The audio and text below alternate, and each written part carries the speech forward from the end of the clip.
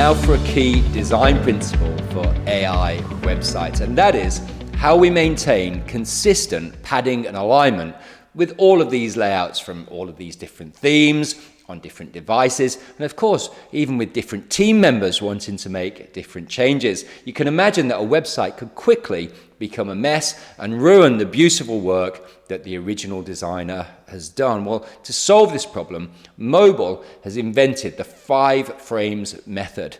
And for now, you only need to be conscious of the 5 frames method. You're not going to do any specific building from scratch at this stage. I just want you to be aware of the structure, so when you look at a layout, you'll know exactly what's going on.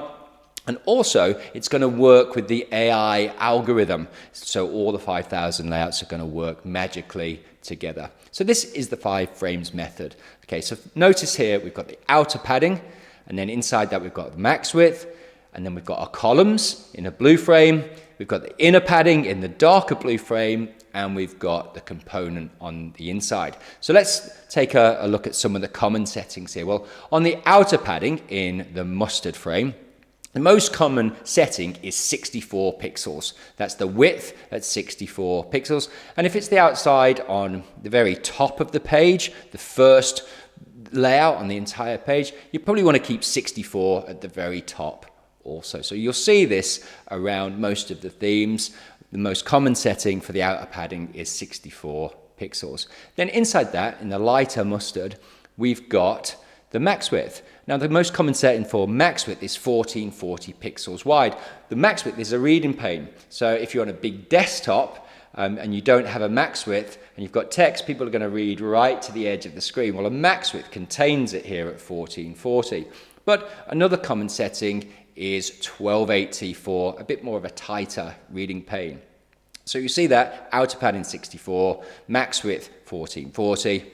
And then you can choose your columns. Notice columns is in blue. Now, columns only appears if you need them. You can control the columns with the columns button here.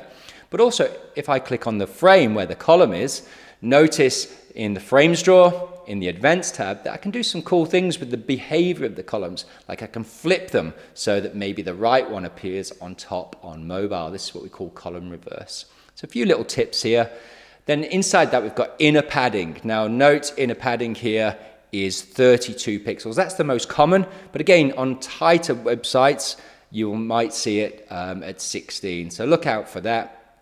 And then on the inside, we've got component where we don't have it padding for width, but sometimes I like to use padding for height on the component. And that might be if I've got a button, the text is running to the button. I often put in maybe 8 pixels, sometimes 16 pixels on the height. So that's really how it all comes together. You shouldn't have to change any of your padding settings at this stage. You just need to understand why they are there. So you don't want to delete any of these frames, even if you don't need them. Why? Well, because in the future, you might have new staff that come along, there could be new designers, and you just want everyone to work together. So this is the beauty. If we all have the frames set up in the same way, all the new layouts that come out in the mobile theme, you'll be able to drop them and they'll work. The AI is going to work.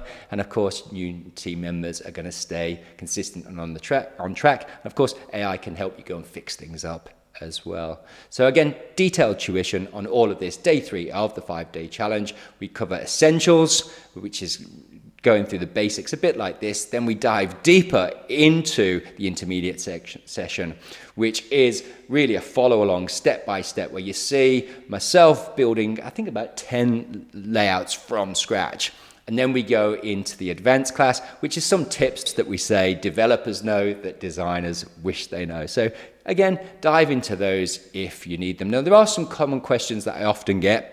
Again, that's covered on day 3. You'll see that we've got the elements area, and you can apply padding and alignment settings so that when you drop new layouts in, the bot will change them to those settings. So that's all that's going on here. It's literally just telling the AI what to do.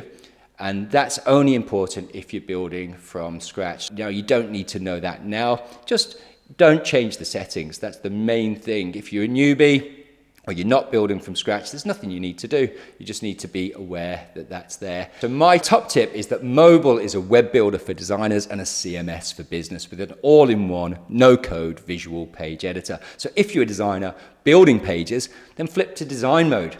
And here you can see that you can build anything. You can see all of the frames where you can customize everything in there. But if you're a business editing content, then flip to business mode where you'll be able to edit everything. Now racing through, I'll show you some common features of the frame drawer. By clicking the edit icon on any frame, the frame drawer opens, and notice the active frame always is indicated with a red dot. Now in the background tab, you can see that our background colors are updated with the color swatches we created earlier. And this of course ensures that your entire team always stays on brand. Well, in here we've got the background colors, and you can see you can spice up the background color with a gradient. You can change the gradient angle, and you can even animate the gradient with a pulse along the gradient angle and adjust the speed of the pulse. Very cool. However, do use it sparingly, as animations can add to your page load speed if abused. Notice I can also add background videos in here, and I'll come back to videos in a couple of minutes. The next tab along is for background images, and you can see that I can browse existing images or upload new ones. So whether you're uploading individually or in bulk, all your images are automatically compressed and optimized for page load speed. So you can skip those lengthy photography post-production steps. Now the first setting here is for background image position, which sets where the image anchors to.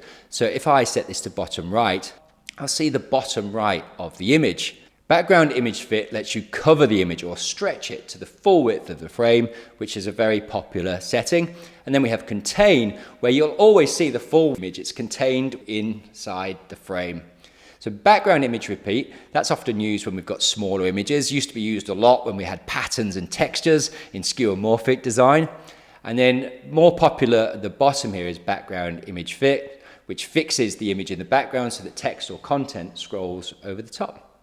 So the most common settings here, and these are often what the layouts are set to: position would be center center, fit would be cover, repeat would be set to none, and then fixed, well, that's down to your design choice. But if you're using it more, use it more often.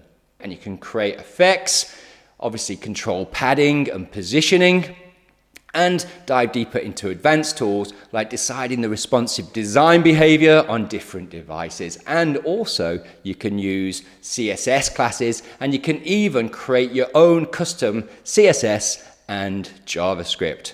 But again, remember that every feature on MOBLE has a help icon next to it where you can get on-demand learning. So if you don't do the 5-day challenge and don't even do this video and want to learn on demand, you can click at any time on the help icon and get the associated videos, which might be a short video like this one, or the full follow-along step-by-step help of the 5-day challenge.